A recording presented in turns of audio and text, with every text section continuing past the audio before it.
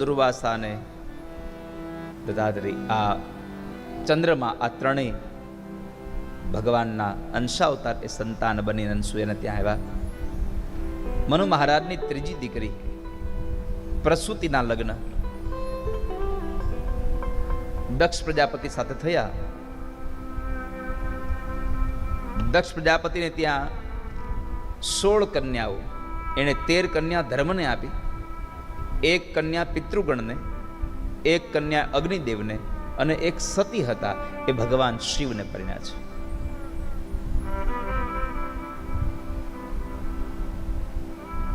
એમાં ભવાનીએ જે લગ્ન કર્યા સતીએ, એના પિતા દક્ષને ગમતું નહોતું. ભગવાન શંકર એનો અણમાનિતો જમાઈ હતો, એને ગમતો નહોતો.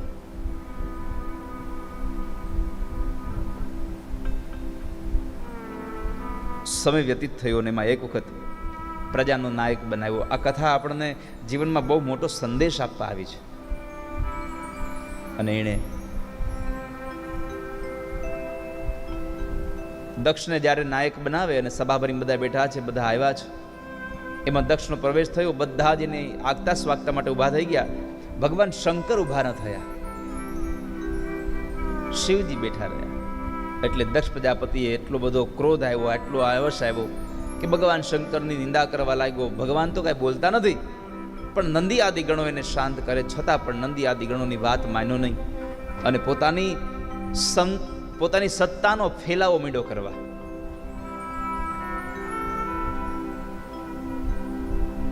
નંદી આદિ ગણો કહે છે કે હવે ન બોલીશ દક્ષ, છતાં પણ ભગવાનના અપમાનિત શબ્દો બોલવા લાગ્યો. નંદીએ શ્રાપ આપ્યો કે તું ક્યારનો મેં કરે છે, માટે હું તને શ્રાપ આપું છું કે તું મેં કરવા વાળો બકરાના મોઢા વાળો બનીશ.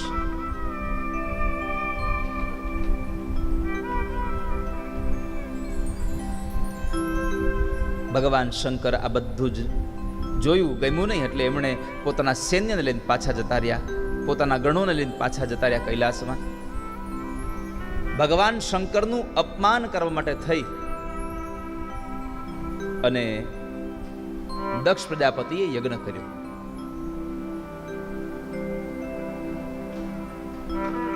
યજ્ઞમાં બધા લોકોને આમંત્રિત કર્યા. સત્તા ઉપર આવીને પેલો વેલો વટ હુકમ બહાર પાડ્યો કે બધા દેવતાઓને યજ્ઞનો ભાગ મળશે, શંકરને કોઈ ભાગ નહીં મળે. પછી તો યજ્ઞની અંદર બધા દેવતાઓને બોલાવ્યા, બધા આવે છે.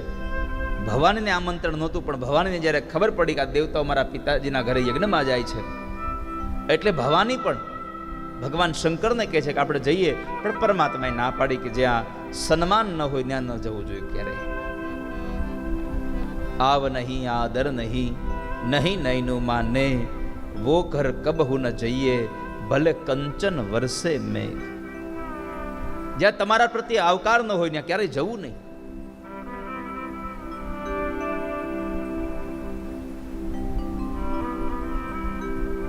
ભગવાન ના પાડે ભવાનીને કે ના, ભવાની ન જવું જોઈએ, છતાં પણ ભવાની આગ્રહ રાખ્યો. પરમાત્માએ કીધું એક કામ કરો, તમે જઈ આવો, હું નહીં આવું, તમે જાઓ, હું નહીં આવું. પરમાત્મા ભવાનીને આજ્ઞા આપે. માં ભવાની સતી પોતે આવ્યા છે. ઘટના ઘટી, બધા જ લોકો હતા ત્યાં, પણ ભવાનીને કોઈ આવકાર ન આપ્યો. એની બહેનો સામે મળે છે તો બહેનો હસે છે. કેમ? તો કહે છે કે વગર આમંત્રણે આવી છે.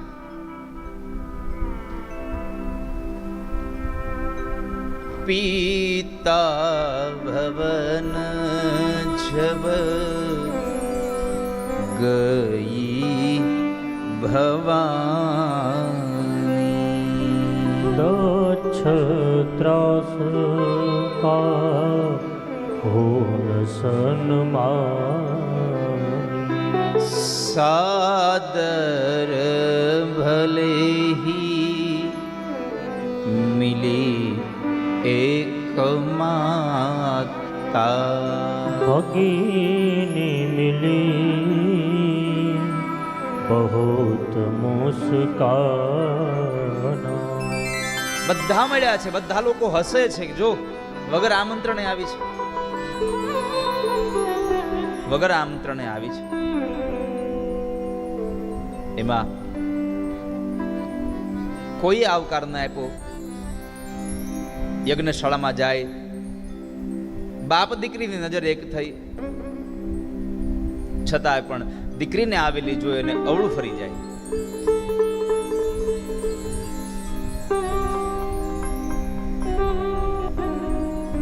માં ભવાનીને દુઃખ લાગ્યું કે મારો બાપ ફરી ગયો. પછી માં પાસે ગયા તો માએ એને આવકાર આપ્યો. ભવાનીને સાંત્વના આપી, શાંત કર્યા અને કહ્યું કે તમે શાંત થાવ. બેટા, તારા પિતાજીને આજે આવો ખોટો વિચાર સૂજ્યો છે, પણ તું શાંત રહે. થોડી વારના સમય પછી ફરી ભવાની યજ્ઞશાળામાં ગયા. યજ્ઞશાળામાં જઈ અને જુએ છે તો બધા જ દેવી દેવતાઓના સ્થાપન હતા, પણ એકમાત્ર ભગવાન શિવનું સ્થાપન નહોતું. એટલે ભવાનીએ 13 શ્લોકોમાં ભાષણ કરી અને સભાના તમામ લોકોને સંબોધીને બધાને કહ્યું કે જેણે જેણે પણ શંકરનું અપમાન કર્યું છે, જેણે જેણે પણ શંકરની નિંદા કરી છે, એ બધાને નિંદાનું ફળ મળશે, અને જેણે નિંદા સાંભળી છે એને પણ નિંદાનું ફળ મળશે.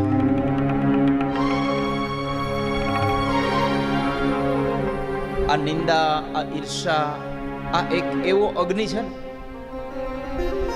જેને લાગે એને બાળે.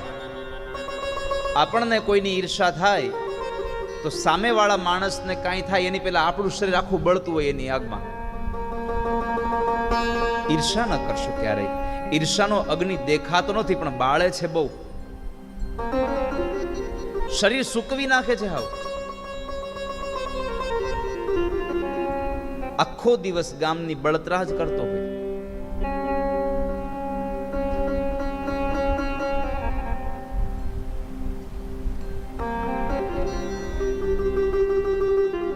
તો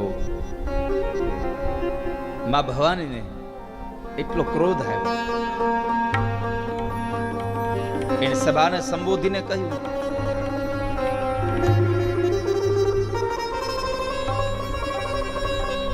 કે સાંભળો સભાસદો, જેણે જેણે પણ મારા પતિ શંકરની નિંદા કરી છે એ તમામને નિંદાનું ફળ મળશે. જેણે સાંભળી છે એ નહીં મળશે. સુનહું સભાસદ सकल मुनिंदा कहि सुन जिन्हा शंकर निंदा सो फल तुरत लहब सबका भली भाती पछताव पिता हूँ. એ સભાસદો સાંભળો, તમને બધાને શંકરની નિંદાનું ફળ મળશે. આટલું કહીને માં ભવાનીએ પોતાના જમણા પગના અંગૂઠામાંથી યોગાગ્નિને પ્રગટ કર્યો છે.